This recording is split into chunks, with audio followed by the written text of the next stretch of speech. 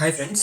ఇవాళ నేను కొత్త స్టాక్ అయితే పిక్ చేశాను. ఈ స్టాక్ అయితే మామూలుగా ఉండదు. ఈ స్టాక్ నేమ్ చూసుకుంటే Godavari industrial corporation limited company start అయింది వచ్చి 1971 లో స్టార్ట్ అయింది. ఈ కంపెనీ స్థాపించింది ఎవరంటే చాందులాల మోతిలాల్ కొతారి వారు స్థాపించారు. దీనికి ఎండి చూసుకుంటే ఈయన అండ్ రఫీక్ అహ్మద్ గారు. ఈ కంపెనీ ప్రొడక్ట్స్ అని చూసుకుంటే వీళ్ళు 4 వేస్ లో బిజినెస్ అనేది చేస్తున్నారు. ఒకటి FMG and health care, food wear and mining and minerals. ఈ వేలో అయితే వీళ్ళు బిజినెస్ అయితే చేస్తున్నారు. కంపెనీ లాస్ట్ 1 year గా మంచి రిటర్న్స్ అయితే ఇచ్చింది. అది చూద్దాం. ఇక్కడ చూడండి, ఈ కంపెనీ లాస్ట్ 1 year లో 8,325% రిటర్న్స్ ఇచ్చింది. అలాగే 6 months 602.16% రిటర్న్స్ ఇచ్చింది.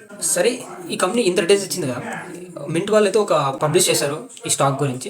అది చెప్తాను. ఈ కంపెనీ ఇంతగా పెరగడానికి ఏమన్నా ఫండమెంటల్స్ బాగున్నాయా ఈ కంపెనీ, లేకపోతే బ్యాలెన్స్ షీట్ కావచ్చు, వీళ్ళ రిజల్ట్స్ కానీ బాగున్నాయి అంటే రిజల్ట్స్ ఏం బాగాలే, ఫరెస్ట్ ఉన్నాయి వీళ్ళ రిజల్ట్స్. ఓకే, రిజల్ట్స్ వైజ్ చూద్దాం. ఫస్ట్ ఆఫ్ ఆల్, ఈ కంపెనీ మార్కెట్ క్యాపిటల్ ఏమో 677 crores, స్టాక్ పిఈ ఏమో లోలోనే ఉంది. ఓకే, మంచి వాల్యుబుల్ లో ఉంది. పిఈ ఓకే 15.6 ఉంది. ఇంకా డెట్ టు ఈక్విటీ వచ్చి 0.22, ఇది కూడా చాలా బాగానే ఉంది. ఇంకా హైయెస్ట్ గా చూసుకుంటే 1.80% నుంచి 159 వరకు వెళ్ళింది ఈ స్టాక్ అయితే. ఇంకా డివిడెండ్ ఏమి ఇవ్వట్లేదు. ఇంకా డెట్ వీళ్ళ కంపెనీకి అప్ ఏమో 11 crores ఉంది. సరే, ఇదంతా బాగానే ఉంది. ఇక్కడ చూస్తే వీళ్ళకి ప్రమోటర్స్ కాదు, ఇక్కడ పియర్స్ కానీ చూసుకుంటే Adani enterprises, Vishal mega mart, ఈ కంపెనీస్ అయితే ఉన్నాయి. ఈ కంపెనీలో అంతా హై రేంజ్ గా ఉన్నాయి. ఓకే, డన్, ఇటు వరకు బాగానే ఉంది. బట్ ఇక్కడ చూడండి, క్వార్టర్లీ రిజల్ట్స్ కానీ ఎక్కడన్నా కానీ మనకు ఎక్స్పెన్సెస్ ఎక్కువ ఉన్నాయి కానీ సేల్స్ అయితే అంత లేదు. ఆపరేటింగ్ మార్జిన్ అసలు మైనస్ లోనే ఉంది, 3 points. ఇక్కడ డిసెంబర్ లాస్ట్ 3 quarters తీసుకున్నాం. 3 quarters 13.45 crores సేల్స్ జరిగితే దాంట్లో 30.7, ఇక్కడ 27 lakhs ప్రాఫిట్ వచ్చింది. ఇక్కడ 9 lakhs ప్రాఫిట్ వచ్చింది. ఇంక రిమైనింగ్ ఇక్కడ డిసెంబర్ లో చూసుకుంటే 2024 డిసెంబర్ 25 crores సేల్స్ జరిగితే దాంట్లో 25.93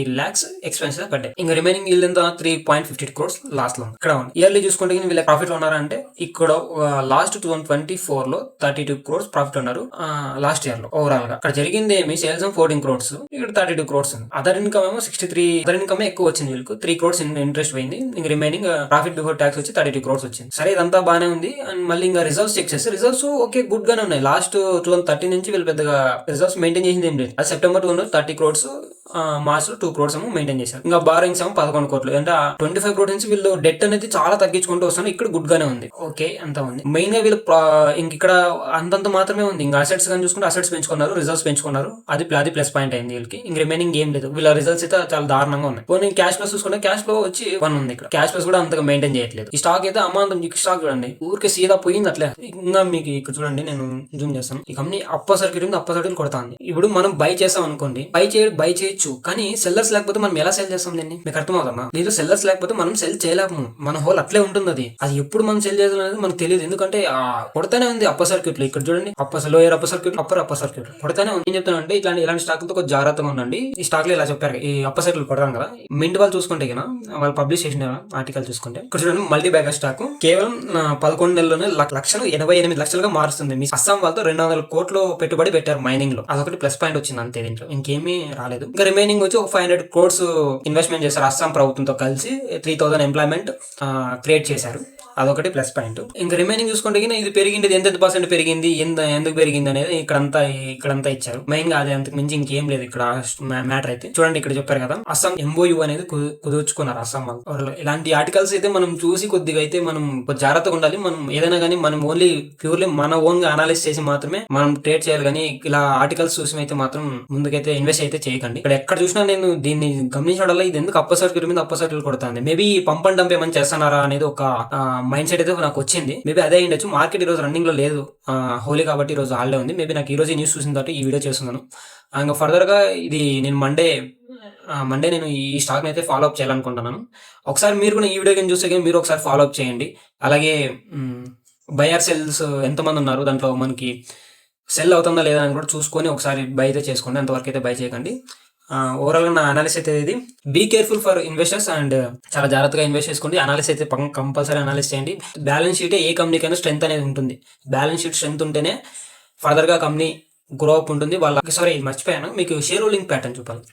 షేర్ హోల్డింగ్ ప్యాటర్న్ కూడా నేను బాగా డీప్ గా చూసే ప్రమోటర్స్ అనే వాళ్ళు దీన్ని చాలా చాలా లోగా వస్తున్నారు. చూడు, 48.69% నుంచి ఇప్పుడు ఎందుకు వచ్చారు, 44.12% వచ్చారు. ఇక్కడ డిఐ చూసుకుంటే LIC వాళ్ళే అరౌండ్ 1.89% హోల్డ్ చేస్తున్నారు. ఇంకా FIs వాళ్ళు లేరు దీంట్లో. ఇంకా రిమైనింగ్ చూడండి, వీళ్ళంతా సేల్ చేసుకున్నారు. ఇంకా రిమైనింగ్ చూసి గవర్నమెంట్ ఏమో అప్పుడు ఉండేది ప్రెసెంట్, బట్ 2020 మార్చ్ 2024 వరకు 0.03% ఉండేవాళ్ళు, బట్ ఎగ్జిట్ అయిపోయారు వాళ్ళు కూడా. ఇంకా పబ్లిక్ మాత్రమే పబ్లిక్ చాలా మొగ్గు చూపుతాను దీని మీద. 36.77% నుంచి అరౌండ్ 52.99% వరకు రిటైలర్స్ అనేది పెరిగారు. ఓకే, వాళ్ళకేం నమ్మకం ఉందో పోనీ ఫండమెంటల్స్గా బాగున్నాయంటే యావరేజ్గా ఉన్నాయి. వీళ్ళ సేల్స్ కింద ఎక్స్పెన్సెస్ ఎక్కువ పడ్డాయి, అదొక మైనస్ ఉంది. క్యాష్ ఫ్లో సరిగ్గా లేవు. రిజల్ట్స్ అనేది ఇంప్రూవ్ ఉంటే క్వార్టర్లీ వైజ్గా ఇంప్రూవ్ ఉంటే కన్నా ఓకే, దీంట్లో ఇన్వెస్ట్ చేయొచ్చు అనేది ఒక మైండ్ సెట్ అండ్ వస్తుంది. బట్ వీళ్ళు అలాంటిది ఏం పెట్టుకొని జస్ట్ ఊరికే అది పంపడం చేస్తున్నారు అనేది నా ఆలోచన. బట్ మీరు ఒకసారి అనాలిసిస్ చేయండి, తర్వాత ఇన్వెస్ట్ అయితే చేయండి. Thank you for so much ఈ వీడియో చూసినందుకు. అలాగే సపోర్ట్ చేయాలని కోరుకుంటున్నాను. జై హింద్.